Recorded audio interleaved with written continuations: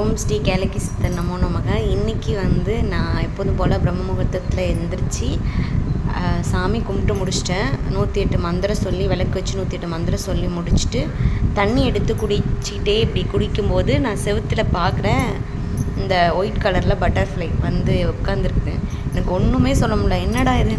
நிறைய பேர் எனக்கு தொடர்ந்து நான் கும்பிடும்போது நிறைய பட்டாம்பூச்சி வந்திருக்குது. ஆனால் முதலையாக நான் இப்போ தான் ஃபஸ்ட் டைம் ஒயிட் கலர் பட்டாம்பூச்சி பார்க்குறேன். இந்த ஒயிட் கலர் பட்டாம்பூச்சி பார்த்திங்கன்னா, நான் சாமி கும்பிட்டு முடிச்சிட்டேன். அதுக்கப்புறம் எல்லாத்தையும் தண்ணியை குடித்து முடிச்சிட்டேன். ஆனால் இப்போ மணி 12 வரைக்கும் இந்த இடத்த விட்டு அது நகரவே இல்லை. நானாக கை வச்சு இப்படி பண்ணுறேன். ஒரு இடத்துல நின்றுதுன்னா அதே இடத்துல இருக்குது. இப்போ வரைக்கும் அது நகரவே இல்லை பார்த்துங்க. இப்போ நானாக கை வச்சு நவுத்துற அது பறக்குது ஒழிஞ்சு கீழே திரும்ப அங்கே சுற்றி அதே இடத்துலையே தான் இருக்குது.